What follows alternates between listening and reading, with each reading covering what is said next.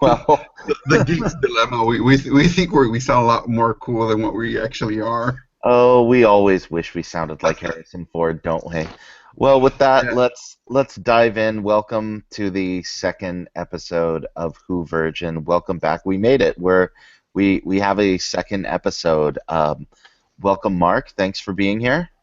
yeah, awesome. My co-host as always, and we have a great show for you this week. It's not going to be as long as the first episode. Everyone who downloaded the first episode, thank you. Or a couple dozen people who listened to it, which is frankly like about 20 more than I thought would. So that's great. Let's keep going. And today we're going to talk about everything that I already know about Doctor Who.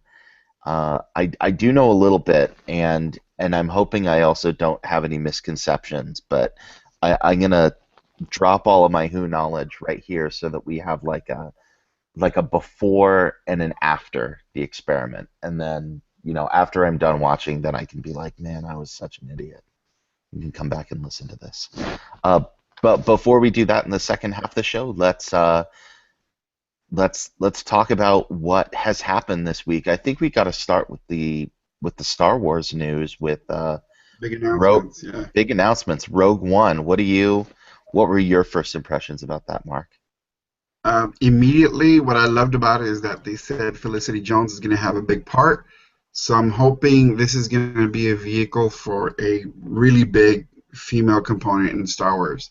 I think that will be a complete game changer because nobody's done that yet, not even Marvel. I mean, we have Black Widow, who's freaking cool. She's awesome. And in Marvel Agents of Shield, we have a lot of female agents who just kick ass, but we haven't had anything yet that is driven by a female lead. And if that's going to be Rogue, that's going to kick all sorts of ass. Although I don't know much about what's going on with Rogue. What I've read has to do with bounty hunters that are hired by the Rebel Alliance to find the Death Star's original plans, blueprints, I should say. But I don't know how legit that is. I don't know if that's just rumor in the internets.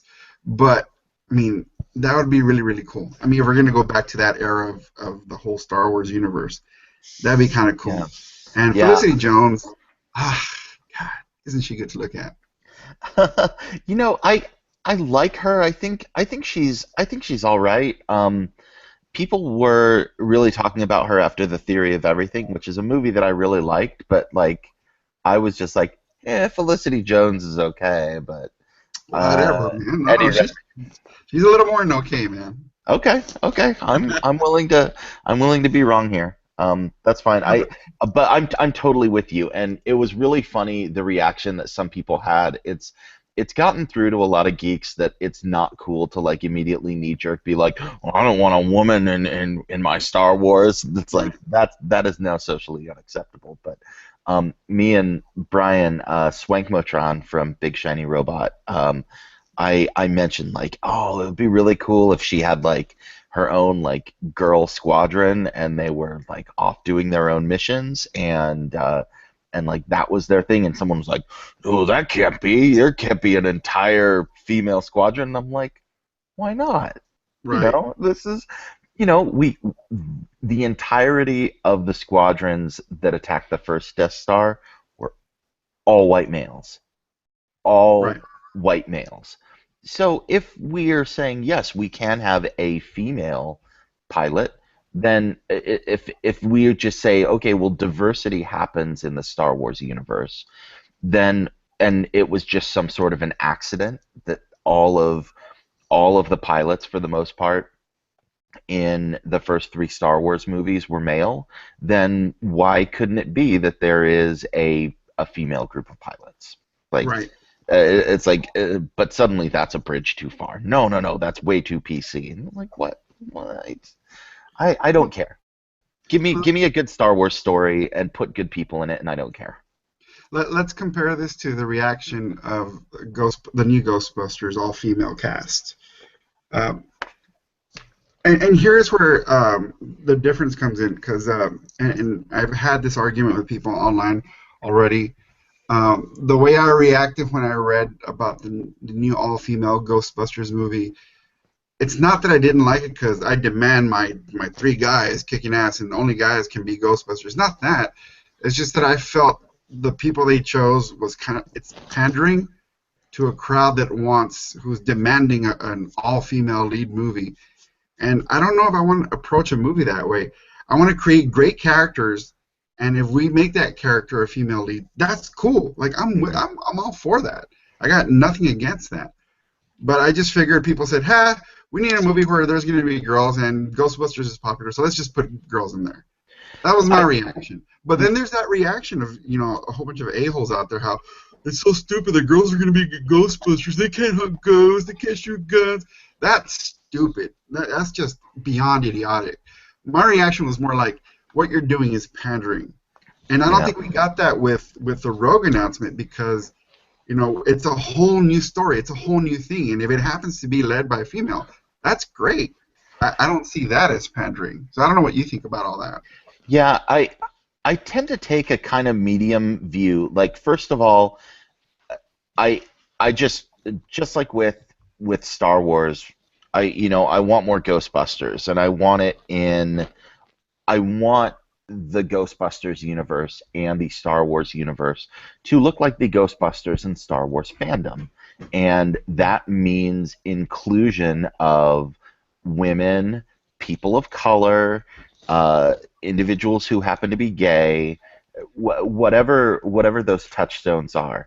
I want it to look like the fandom. And there shouldn't be any reason why a character has to be one way or has to be another, as long as it fits within the organic story. So when you tell me Paul Feig is going to make a Ghostbusters movie, and then he says he's going to make it with an all-female cast, I'm like, well, okay, because I liked Bridesmaids, I liked The Heat, and I really like the four people that he chose to do it.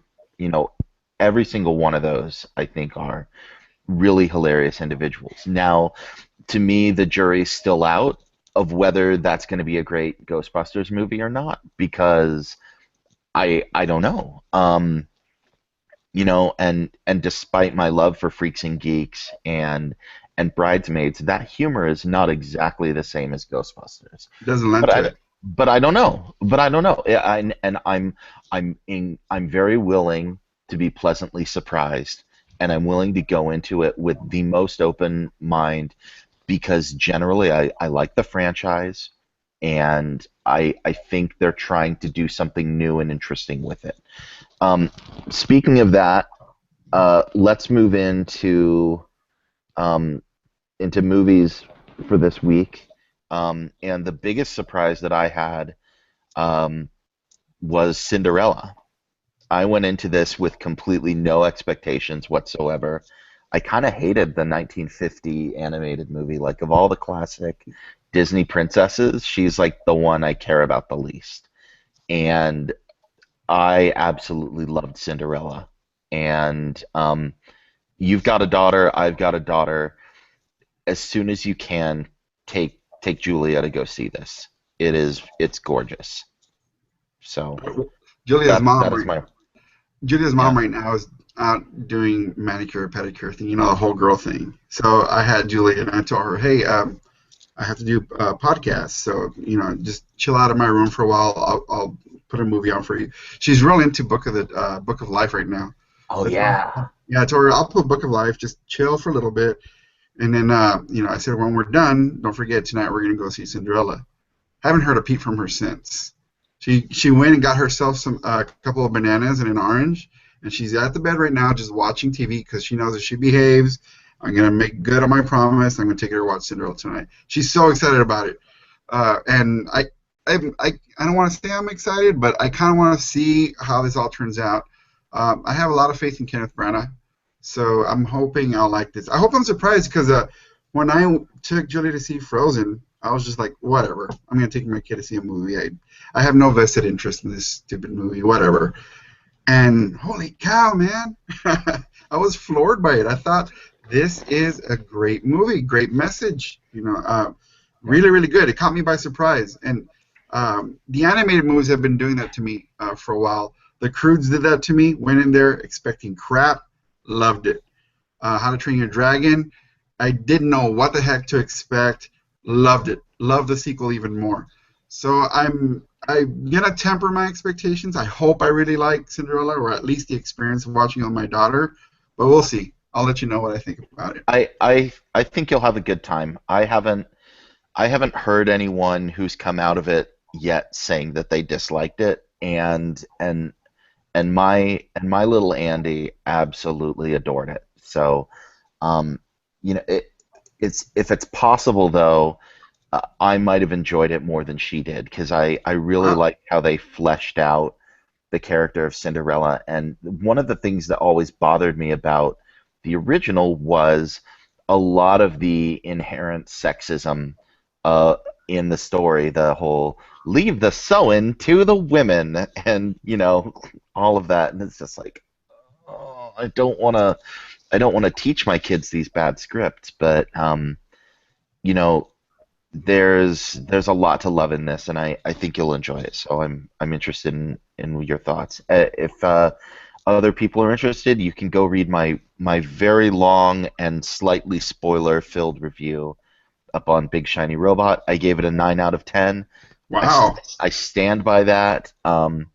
I stand by my other assertion that other than Kingsman, this is the best year of the movie or best movie of the year so far, and that Disney is going to rule the box office for the next 3 months. They're gonna Wow. make That's high praise, man.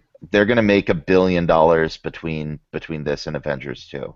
It's gonna be ridiculous. Speaking about Disney owning the box office, which they probably will all year, we're only going to have to wait a year and a half from one Star Wars to another. Uh, Yeah, that is so cool. Which means they're probably already doing pre-production on Episode 8 as we speak. yeah. So that is really cool. What do you think about that? I think they said they were gonna make a Star Wars movie every year. The Think about it in terms of the business transaction that Disney made.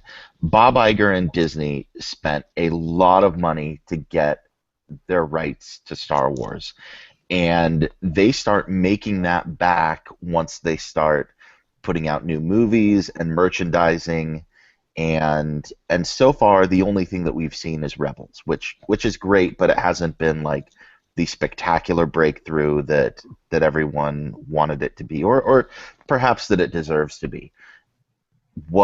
It's good. It's great. I love it. But they're waiting for the movies, and we're waiting for the movies. And then once that happens, they're going to do one every year, and I really expect them to keep that promise. At what point does oversaturation become a problem, though? And that's what I'm kind of worried about. They're making 3 Marvel movies a year, and do we feel oversaturated yet? I'm not worried about it. You know I'm gonna watch. You know I'm gonna be there. I'm just worried about that there's gonna be diminishing returns, and then we're gonna go through long troughs of nothing. That's That's what I'm concerned possible. about. Yeah. That's possible, but I look at we're going to get Avengers and then we're going to get Ant-Man. Am I any less excited about getting an Ant-Man movie because Fair there's an point. Avengers movie 4 months before it? No. Fair If point.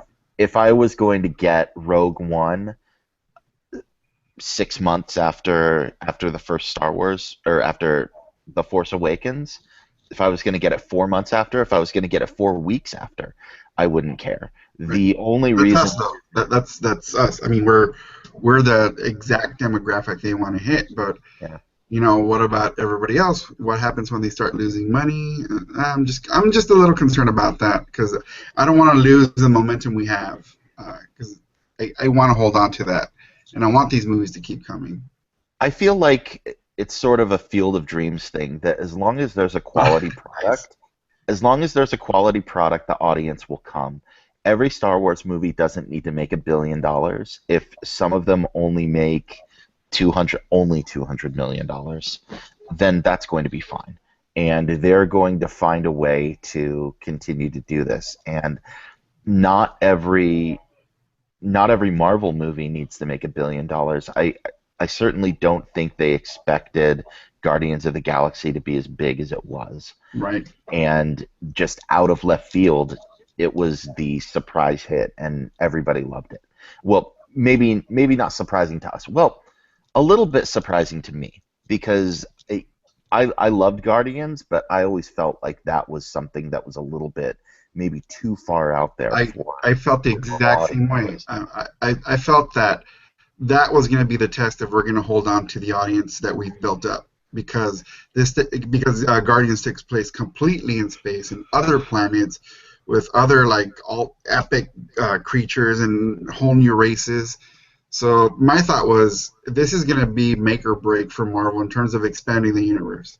If it's a hit, they'll be able to go places that we can only dream of. If it's not, they're going to have to dial it back. And I'm so glad that it was a hit because I want to see, Warlock and his planet and how he's going to fit into everything. Warlock. That's It's going to be so awesome, dude. I don't care. I can't wait. That'll be great. So speaking of Marvel and expanding their universe, let's talk TV and let's talk about. Daredevil. Well, we can talk about Daredevil, but first let's talk about Shield because a lot Okay. went down this Yes. week. Man, I don't know where they're gonna go from what happened in the last 5 minutes. So, minor spoilers. If you haven't seen the new episode of Agents of Shield, maybe you want to fast forward 2 minutes here.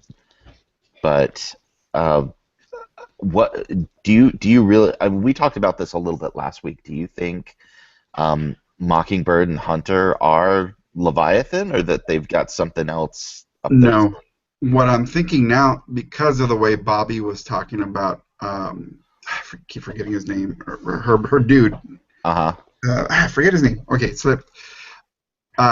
She was saying that he's good here. He's good with them. She would never put him in a position where he's going to be killed or imprisoned.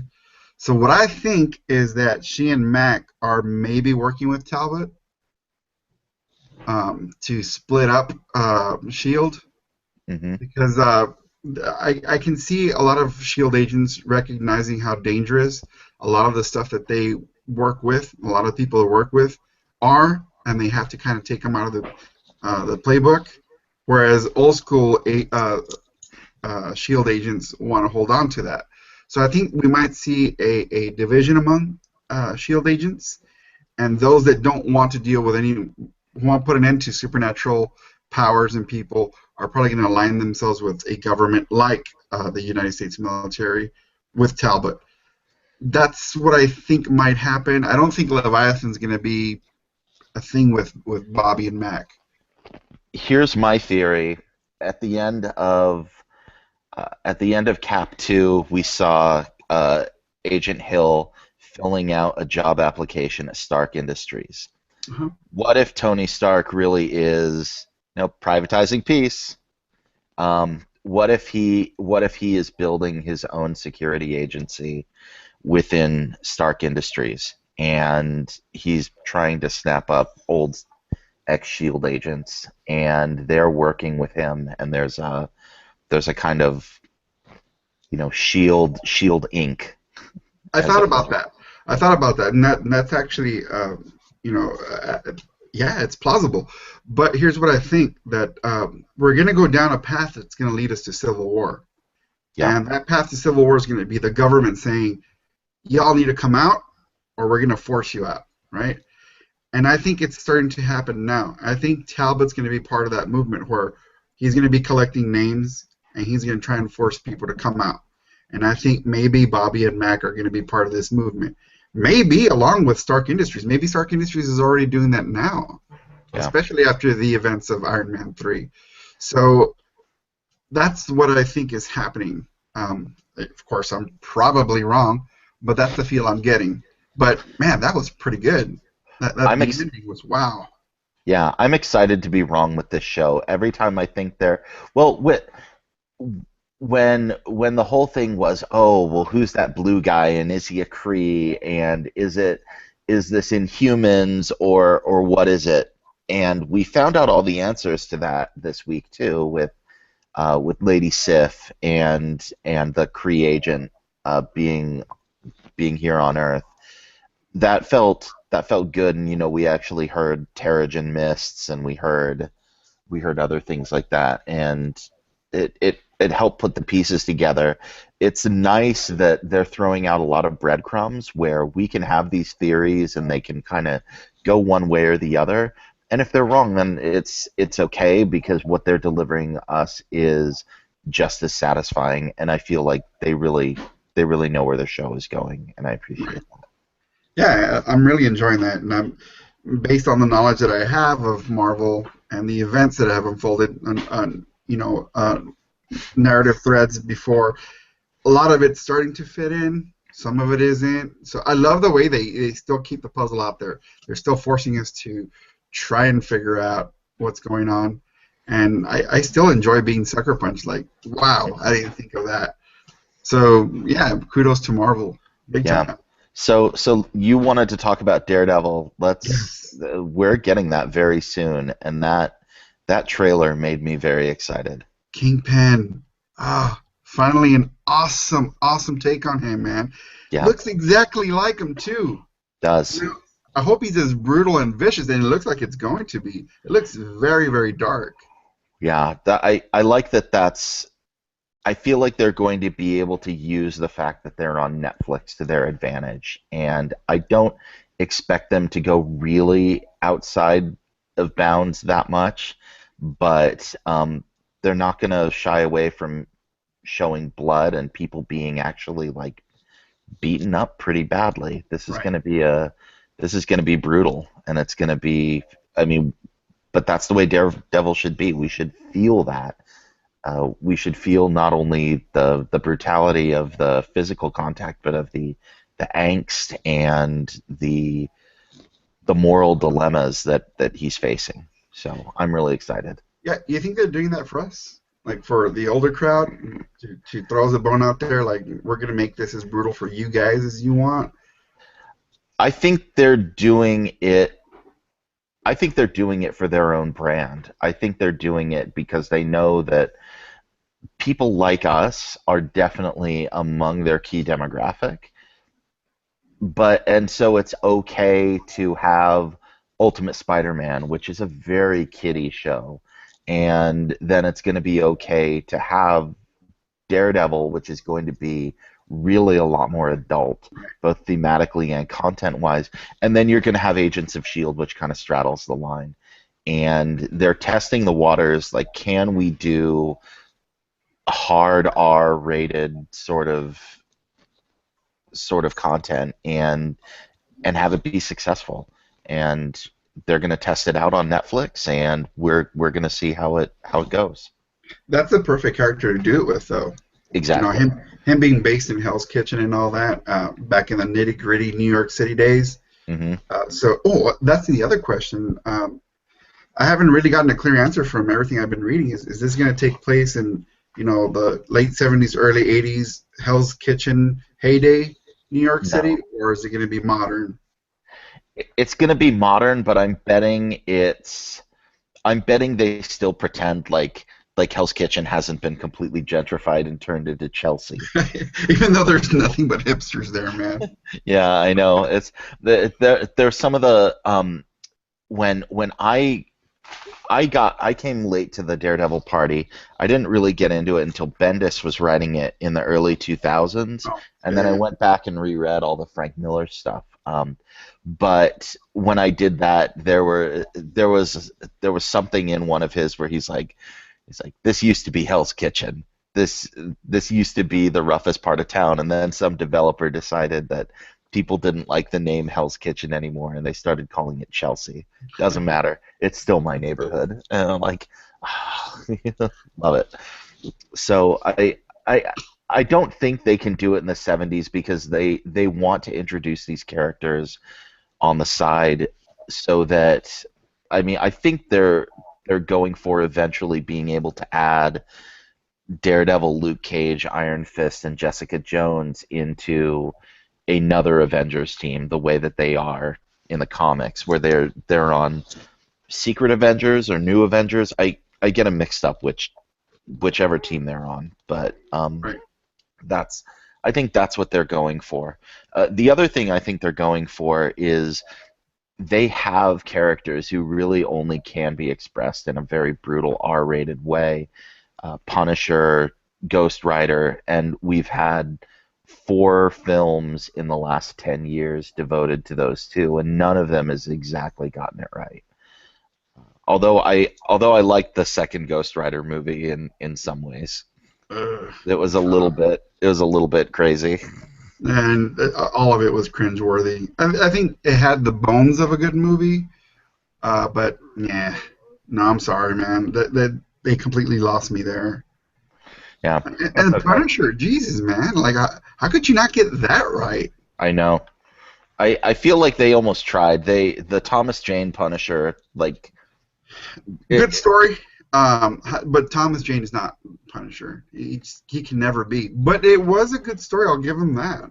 and John Travolta was not a convincing bad guy. Hell no, never. So, He never will be. no. So that's unfortunate. But speaking of Netflix and streaming, my biggest recommendations for this week are both streaming programs, and one of them is Unbreakable Kimmy Schmidt, Oh Tina yeah, Fey's new the new comedy show. on Netflix. Really funny and really, really geeky. There's one episode that is chock full of Ghostbusters references. There's an episode where one of the characters is trying out for Spider-Man 2, the musical, Too Many Spider-Men, and the the cat the cast keeps dying, so they keep needing to replace people. So it's this great yeah. There's some great satire in there, and there's some funny songs. The show didn't quite hit its stride until it hit on a couple of and there's an episode with a robot. It just it keeps getting crazier, and it's really funny and it's really sweet. The other thing, and I did you ever read Powers? No. Okay. Powers was a great comic book, again by Bendis, written back in the early 2000s, starting back then. And they just premiered the first 3 episodes on the PlayStation Network, and then we'll be getting a new episode every week, every Tuesday, for the next 7 weeks. Uh, Powers is a bit of a mixed bag. I'm sticking with it because I love the source material so much, and because I think that they could do something interesting with this, but it's a little bit uneven.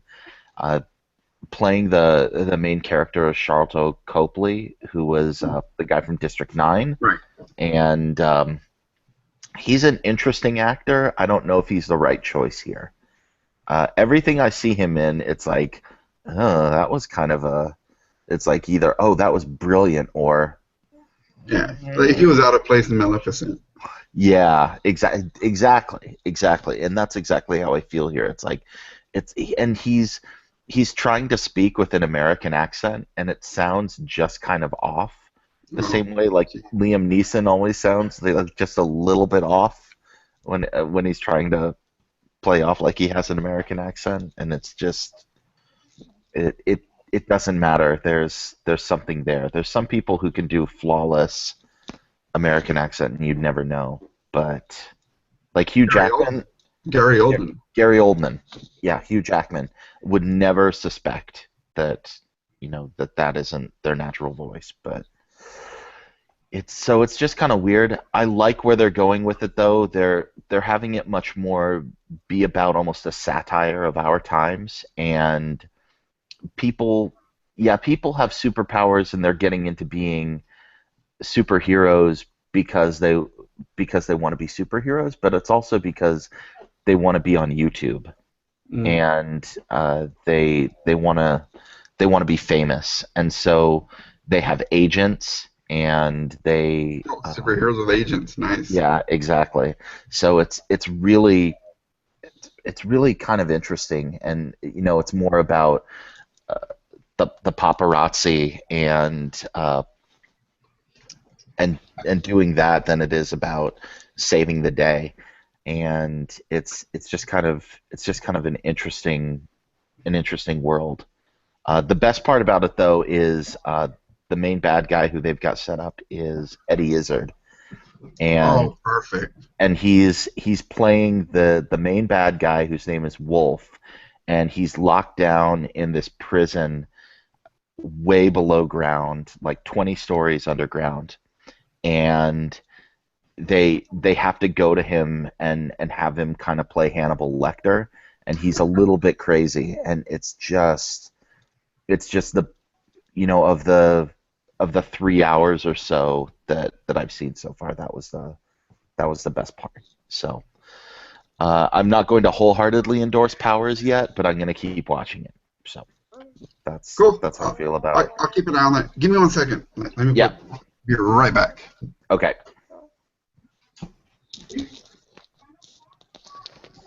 Hey, buddy.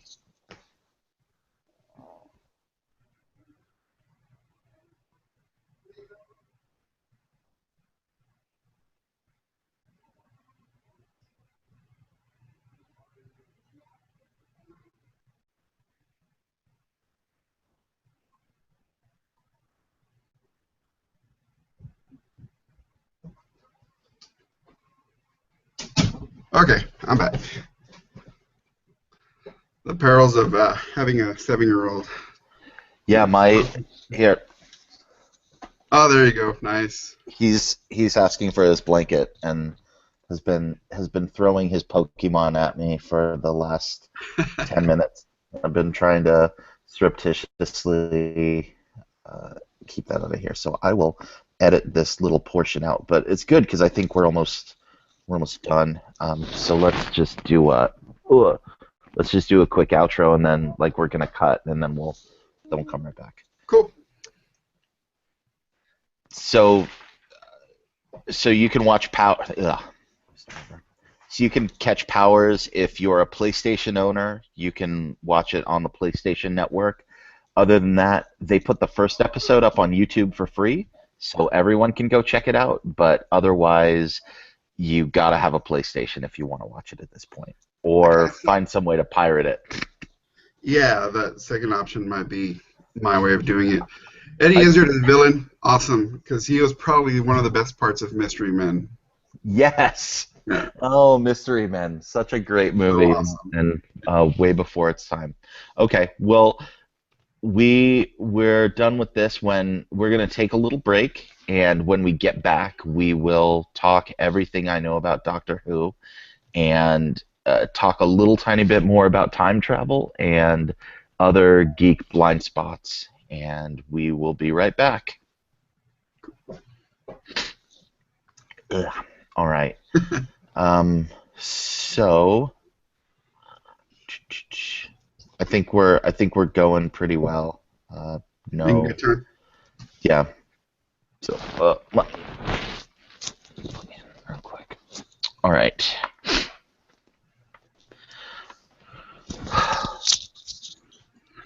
Let me get another.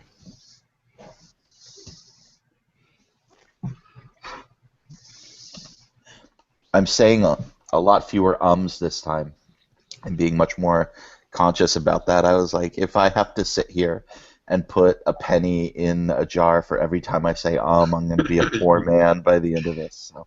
I had to remind myself not to be too excited because I think I was just so excited about talking about everything, so I was just going from one subject to the other. I tend to ramble. Yeah, this I think we've stayed pretty focused, so that's been Yeah, I good. think we did a much better job this time. Yeah. So we'll keep that in here, and all right, let's go back. And welcome back to the second half of the podcast. If you're just joining us, though, you wouldn't be just joining us because this is a podcast, not a Nobody radio else. show.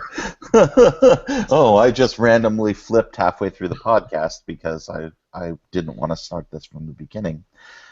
So let's now we're actually going to talk about Doctor Who. I love that this is a Doctor Who podcast, and we only spend the second half actually talking about Doctor Who. Once I start Just wipe the watching it, noise on people. well, once I start watching it, I think that will change. But for right now, we don't have that much content, so I've got to stretch it out with other random nerd stuff. So, uh, I've always been a little bit Hugh curious. I've just never really been into it, but I've seen things about it around me, and I've been exposed to some elements of it. So we're gonna go down everything I know about Doctor Who, but the thing that intrigues me most about it is that it does have to do with time travel, and that the Doctor is a Time Lord. Is that correct? Right. So he's a Time Lord, and that's some sort of an intergalactic superhero who can change time or travel through time in a police box. Yeah, it's a lot more complicated than that. Okay, can you give me the quick Cliff's Notes version? All right. Well, he's from a planet called Gallifrey, and the people who live there are called Time Lords.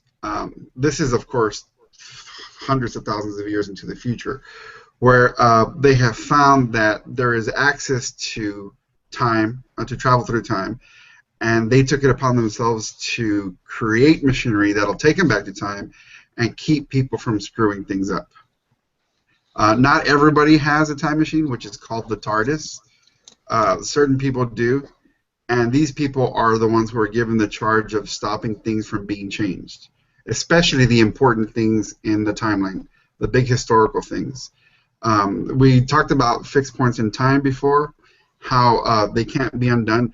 They can be undone, but they can be altered slightly with devastating effects. So their whole thing was to keep that from happening. Because if you break a fixed point in time, you break the universe. It's another Big Bang. You start all over again. So that was their whole purpose. Now there are other aliens, other alien beings who want that power, and of course they go to war with them. And there's constant reference to the war, the Great War, especially in Doctors 10, 11, and now 12. You'll hear a lot of reference about that. And I don't know how much I should tell you because I don't want to ruin a lot of stuff for you. But I'm not. I'm just gonna stop. Basically, it's a dude who has a time machine. It looks like a police box because its software got stuck, and that's what it is to everybody, everywhere, at any point in time. The way the TARDIS works is that wherever it lands in time, it blends in with everything else. So if you go back in time to ancient Roman times, it'll take the shape of a column, a Corinthian column, and nobody will know the difference. It just so happened that the Doctor landed in 1960s England at one point. The TARDIS took the shape of a police box, and it got damaged, and the software got screwed up, and now that's the way it is everywhere it goes.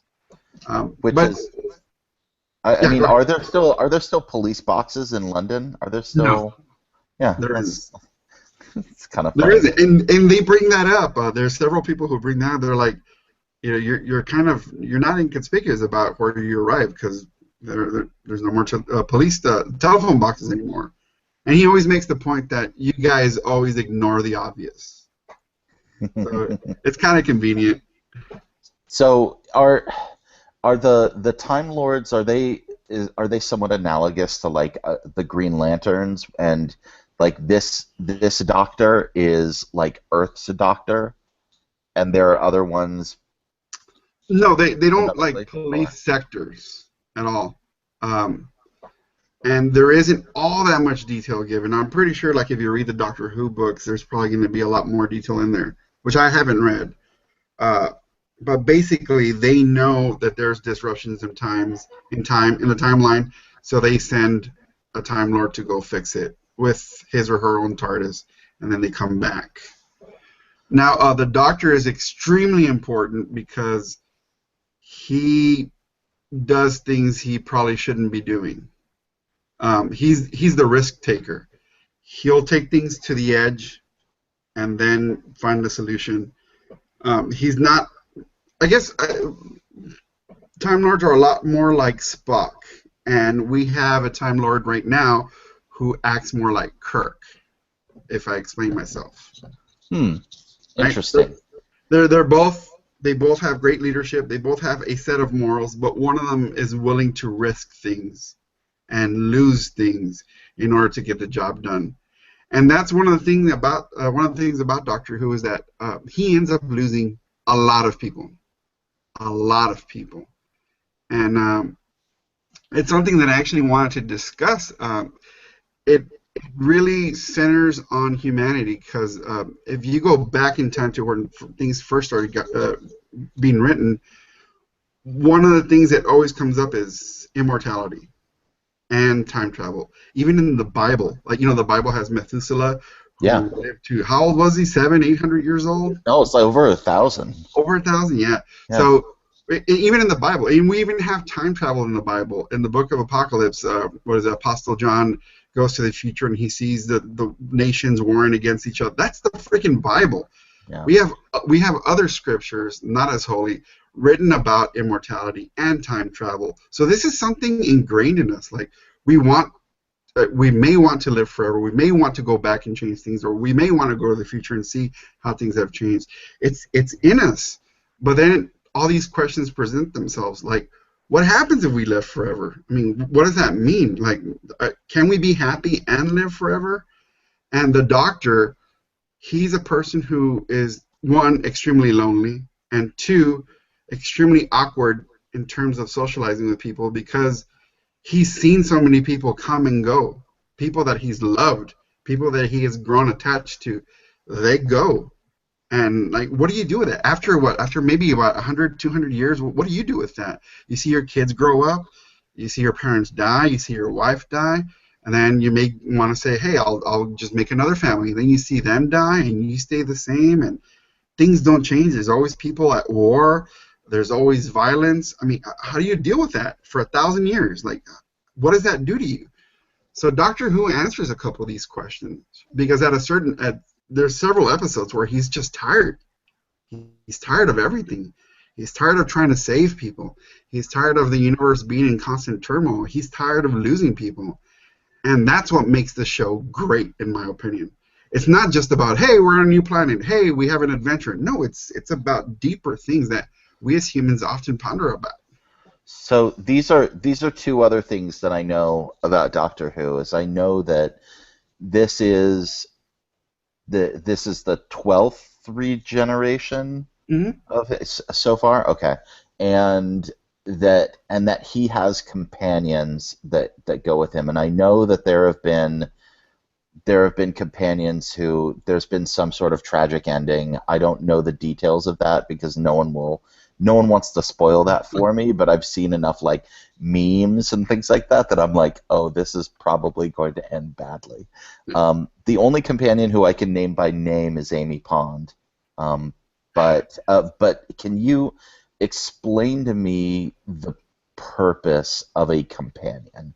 Are they to keep the Doctor centered? Are they there to you know, cheer him up from being too melancholy? Like what's They're the whole they're there to keep him grounded and to keep him from being himself.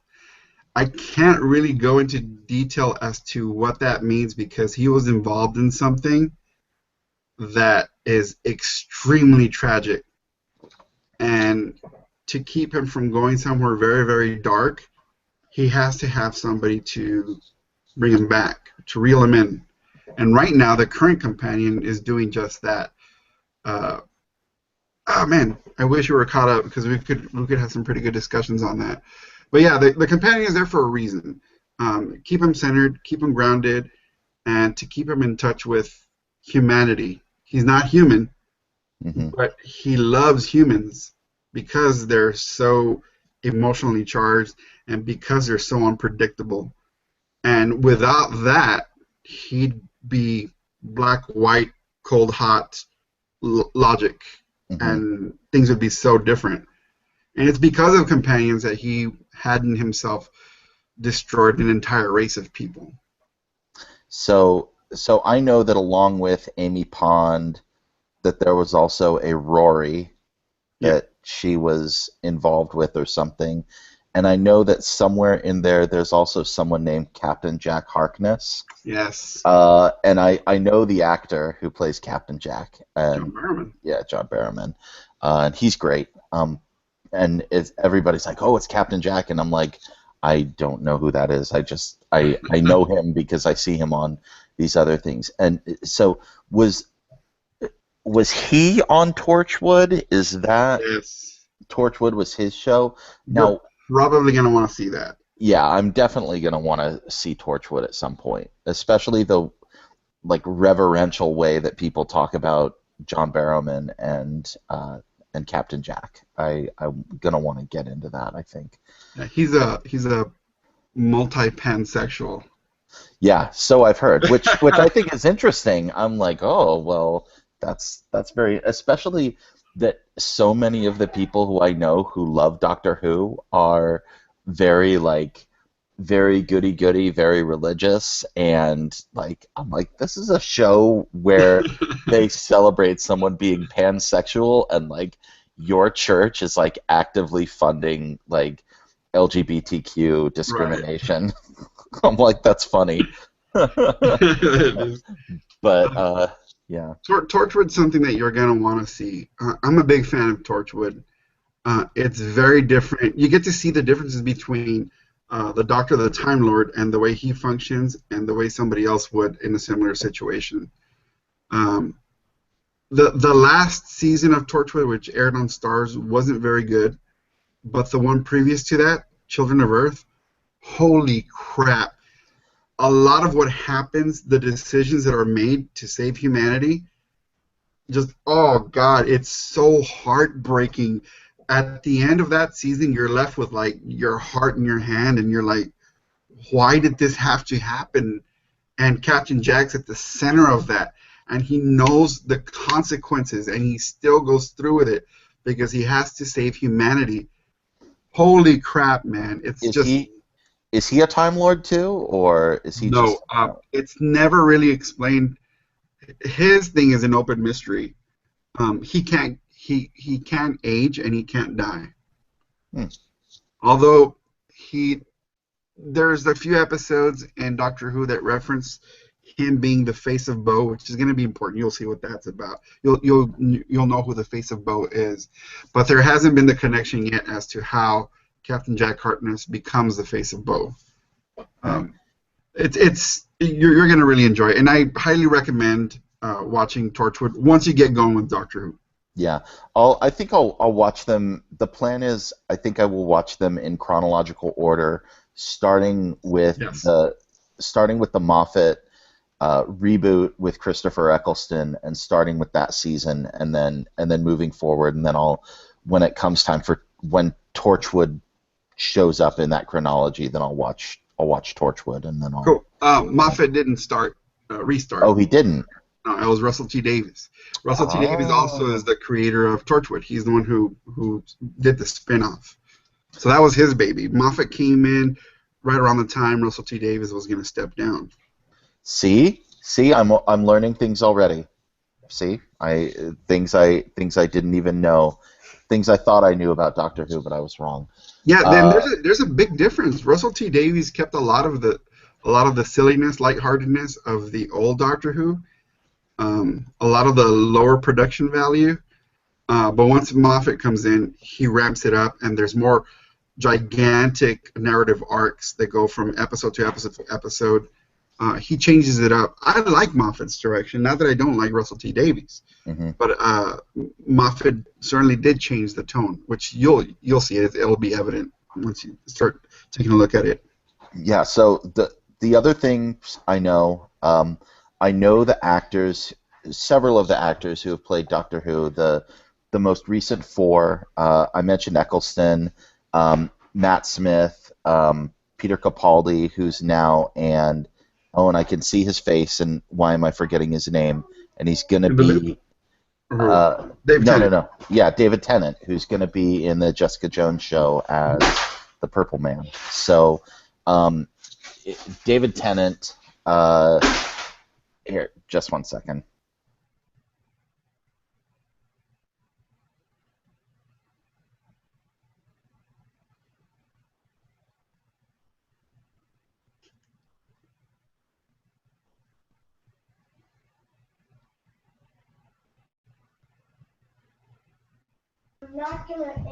Wow, they're not happy with me right now. The kids are hungry. Yeah, well, we're gonna make dinner in a second here, so another reason to get done here. Yeah, so the other thing that I know about Doctor Who are that there have been the several different actors who have played them. I mentioned Eccleston, there's David Tennant, Matt Smith, and Peter Capaldi, the most recent four. And then I know Tom Baker, Right. who is like the Doctor Who that when I was in high school, everyone was like talking about, and they did the whole like scarf thing, and Yes. that was Yes. that's who I thought Doctor Who was. I didn't know that there were other actors who had ever played Doctor Who. I always just thought it was Tom Baker. Yeah. So, He's uh he's what I characterize as my doctor, although that has changed with Matt Smith. Like I just fell in love with his iteration of Doctor Who. But prior to the reboot, Tom Baker was my doctor. That's the first doctor I ever saw. And I remember telling you about this that when I was a kid, I was very, very different from everybody else. I've always been a geeky kid. I always lived in libraries. Books were my thing. Everybody else was just so different. And the one solace I had when like I didn't have anybody to hang out with, or nobody wanted to hang out with me, was this PBS show that would show up on Saturdays called Doctor Who, about some guy who was a freaking time traveler and getting into all these adventures. And there's all these space monsters, and there's this hot-looking chick that was hanging out with him, which she'll become important later on. Um, and I loved it. I remember watching the first episode, and I'm like, this is pleasantly weird. This is just weird because the production value wasn't always there. So some of the stuff looked utterly fake, but I still really liked it. There were a lot of shows like that in the 80s that they just looked fake, but it was still kind of cool. So yeah, every Saturday I'd I'd be all about that, and I'd tune into PBS and watch it until PBS dropped it. Uh, but it went from Tom Baker to I keep forgetting his name, um, Doctor Five. I forget his name. Um, and then I started to drop off because I was growing up, and girls became a thing. So I wasn't watching as much until one day PBS just stopped carrying it. And when the reboot happened, I had just gotten BBC America, and I was like, Doctor Who, what the hell? Like, the reruns, this is cool. Because, I was thinking it's been so long, I can rewatch all these episodes. This is kind of cool. But then I saw the promos, and there's this whole new guy as the Doctor, and I was like, what the hell is going on here? And when I tuned in, it was a whole reboot, and I was super excited. Right off the bat, I really liked it. I was like, this is so cool. I hope it lasts. And now it's become this thing here in America where it's a hot commodity, and it kind of blows my mind because it never was when I was a kid at all. yeah, that's what was always so interesting. Doctor Who always seemed like the lowest rung on the geek ladder. Like even amongst that's like, oh well, there's Star Wars and there's Star Trek, but man, if you're really really geeky, then you're into the Doctor Who, and I'm just like, I was like, I didn't, there was other stuff I was into, but I never went quite that far. But so which is one of the reasons why I never got into Doctor Who, and I think when the reboot came around, I just wasn't in that place where I like had time for another show, and now thanks to Netflix and I can binge watch and just watch everything and get caught up, and it seems incumbent on me now at this point. Actually, what really inspired it was we were watching Hulu and they kept running promos for the Day of the Doctor, Mm. and my kids were like, Dad, can we watch that? That looks cool. And I'm like, yeah, that does look cool. Let's do that.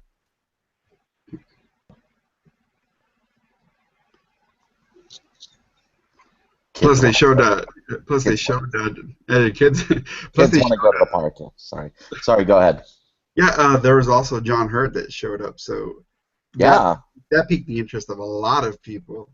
I think that drew a lot of people in. What now? Was he a former doctor, or No, he's still no? the same person, but a different regeneration. a different kind of regeneration. And without explaining too much, uh, the doctor is the doctor, and that means a certain thing. The John Hurt version is a regeneration as a warrior. But John Hurt had previously been on the show as a Time Lord. No, no, No. not at He had all. previously been on the show? No, No. no. Okay. There is a okay when Doctor Who ended back in the early '90s when they had that Doctor Who special movie with Paul McGann, which was the last Doctor, to Hmm. the reboot. There's this big gap. The Day of the Doctor kind of explains the gap, sort of what Interesting. hap- what happened that created the gap, and that event informs you of everything that's going on now, why the Doctor is the way he is. And I really can't go into more detail because that'll ruin a lot of stuff for you. So I'm going to Yeah. stop there. But yeah, the John Hurt thing was awesome, just completely awesome.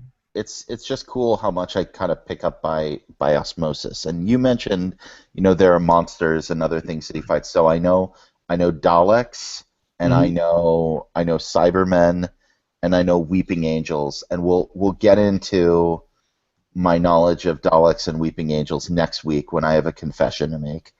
Ah, But I may not be as much of a Who virgin as I've claimed.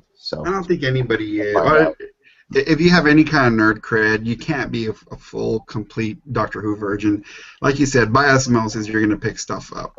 Yeah, Way it but is. so I know those three are and I heard about the Master.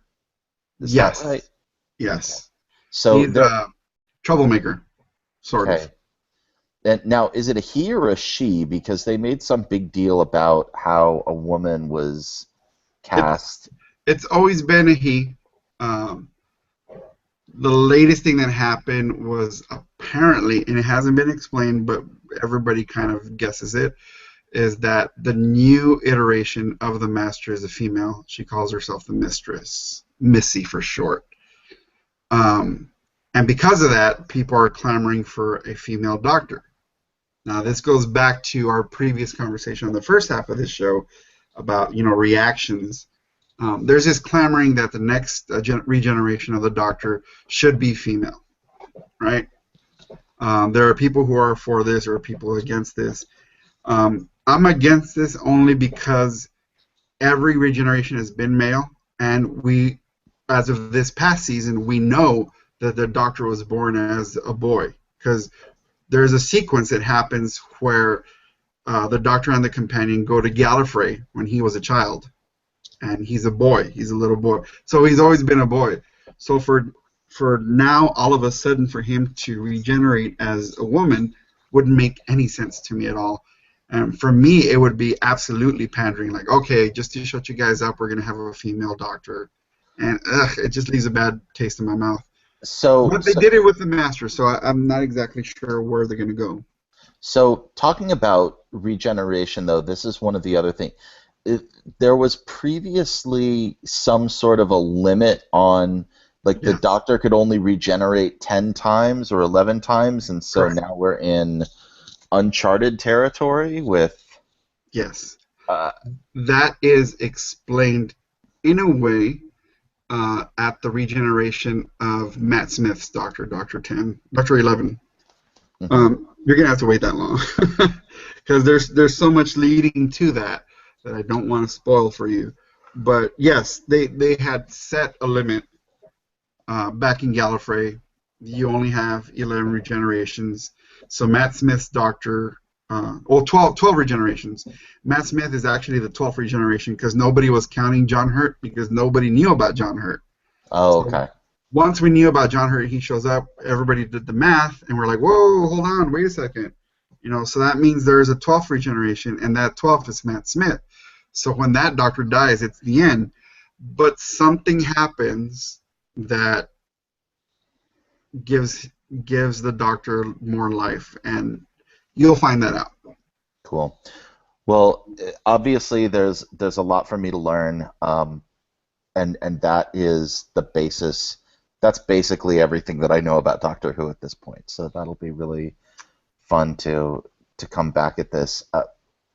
Talking about this as a kind of a geeky blind spot. Do you have any of those? Is there anything that it's like like if you're around a bunch of nerds and the conversation turns to something you just don't know anything about it, or I get lost with anime because I'm not a me huge too. anime fan. So I've seen Princess Monarchy, and that's about it. And Yeah, yeah, I don't understand Dragon Ball references or Pokemon references. Like I'm lost, man. As a matter of fact, I'm a librarian. I work at a library, and my specialty is YA books and graphic novels. And on my graphic novel section, I have all my graphic novels on one side, and then I have an ass load of manga books, right? And everybody comes into the library and they're like, "Hey, where do you have your manga books?" And I'm like, "Damn it!" So I take them. Oh, here they are. And I'm like, "What do you recommend?"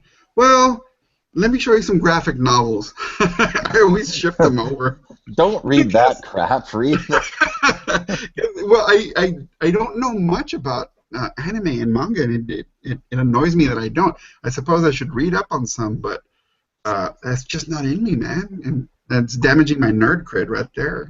I'm even more lost with the exception of I've seen pretty much all of the Miyazaki movies, just because I'm a movie guy. But um, yeah, like manga, anime, everyone keeps talking about Attack on Titan, and I'm like, I don't know if I'll ever watch this. People talk about a live action Akira or Cowboy Bebop, and they're Yeah, talking and I about don't fan care. casting, and I'm just like, I don't know if that is a great cast or not. That sounds great. I'd watch that movie, sure. I There don't was I don't somebody know at what work. that. Somebody at work said, "Can you believe that they hired Scarlett Johansson to be Akira?" And I'm like, "Oh, yeah." And I was like, Are you asking me because it's a good thing, it's a bad thing?" And he's like, "Yeah, I can't believe it." And I'm like, "Yeah, me neither." But like, I don't know where we're going with this, man. She's freaking hot. That's all I know. That's where I am with Doctor Who. It's like people are like, oh, okay, there's Lego sets coming out, and I'm like, well, at least those are Lego sets that I don't feel the need to buy right now. I know there are. Uh, Listen to the most recent episode of the Big Shiny podcast, and several of our robots are very excited about those Legos. But I You're like, I "Yeah." don't know. It's like, yeah, Doctor Who, you're excited about it. Oh, can you believe there's a who they cast as the Master? I don't know.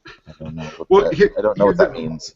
here's the thing. I have a lot of parents who show up and they're like, I'm like, "Oh, I don't know if I want my kid reading comics or the graphic novels because it's basically cartoons on paper." And I restrain myself from punching them in the face. One, and two, I tell them, "Look, you don't understand how complex comic books and graphic novels can be. They can be very complex. Not only do they have high vocabulary, which is going to help your kids, but they also have themes of morality and ethics, that they have to wade through, stuff that they're going to encounter in life. It's presented to them. So it's not just a waste of time to read these things.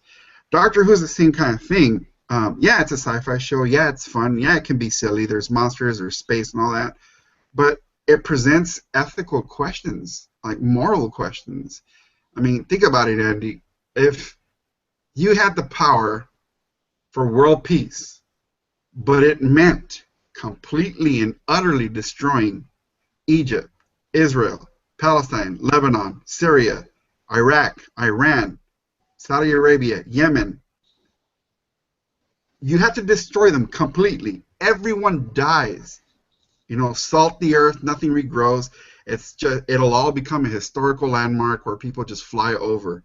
But that guarantees peace for 10,000 years. Would you do it?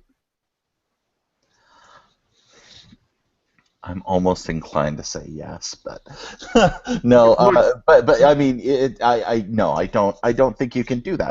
I mean, that's always the ethical dilemma, and it's why you're always Right. tempted to say You yes don't to something like that. you don't think you can do that because there's me talking to you. There's going to be others around you, and we're going to knock some sense into you. We're going to say, hey, back off. It, things can change. We can work with the system. We can work with what we got. But if it's you by yourself and you have that decision right now, you got 5 seconds. You kill all these people, destroy that part of the world, and guarantee peace, end to hostilities, end to hate. You got 5 seconds. What do you do? Yeah, I, I And love I love things like this. I've really been loving watching the Nightly Show with Larry Wilmore, which I don't know if you've yeah, been. Yeah, he does that keeping it 100 section, and he's had some of those. Like this week, he asked like, okay, you can eliminate racism, sexism, or cancer. You can eliminate two of them, but then the other one blows up real big. What do you do? And I was like, you got to keep it 100. You gotta actually answer with an honest answer, or else you're gonna get some weak tea. And if I said I wouldn't think about it for a couple of seconds to do that, yeah, I'd be tempted, but I couldn't do that at the end of the day. That's just crazy. yeah, it's morally, I guess you'd say morally you'd say you can't do it. Ethically, if you're guaranteeing peace, and because Well, in a way, hundreds and thousands of these people are going to die anyway in armed conflicts in that area. but it's peace for what? Peace. What does peace mean if it's on the backs of the deaths of hundreds of millions of people? You're right, Like, is and that actually peace, or is it just shifting suffering from hundreds, 10,000 years of people to these hundreds of millions of people in one space at one time, and boom, everything's you're right. yeah, But we also have the vantage point of living in a nice home, going yeah, to work 9 to 5. yep, We're not the soldiers. yep. So if you're a general in the field and you had that decision and you have 5 minutes, 5 seconds, and all you've seen is war, all you've seen is tragedy and death, and you're tired of it, and this is a guaranteed way to bring peace. Like it becomes a hard question to answer. And these are the kind of questions that's a big question in Doctor Who that you'll eventually get to. And if you don't have somebody there to ground you and to keep you at your moral center, then you might do something that you kind of regret. And there is questions like that in this show, and I think that's what makes this show great because there's these ethical, moral questions that should I not? If I do this, this will happen, but I got to think about the greater good. And I think that's what's going to keep you in the show once you start watching it. Great. Well, I'm really excited for it. I'm excited to start in a couple weeks, but until then, well, next week we're going to, like I teased, we're going to have a confession. I'm going to try and have some special guests on here to talk talk about that, who were witnesses of my actual deflowering. But we'll so I'll see if Adam and Eddie and Jeremiah can join us. If not, then we'll just talk about it. But thanks again for everyone who downloaded this episode of Who Virgin and listening to it. Uh, Thanks especially to Mark for being here, for being my Obi-Wan as always. Thanks to Big Shiny Robot, especially Thomas Winkley, for hosting our podcast at whovirgin.com. Connect with us there or on Twitter or Tumblr, as I'm live tweeting my binge watching. And this week I think I'm going to continue with Unbreakable Kimmy Schmidt and more of Powers as that goes out, and just some other random things. I tweeted a couple of funny things about Frank Underwood and House of Cards this week, so you can go check that out. But join us next week as we discuss my confession of not being a real Who virgin. and we will see you next time. And that's over. Cool. That was fun. Yep, cool. Did you listen all the way through to the very end? Not to the very end. No. Yeah. So What I happens at the end? at the end after I have the and that's over, I play a bunch of just random stuff. I have the thing from Animal House is like over. Nothing is over until we decided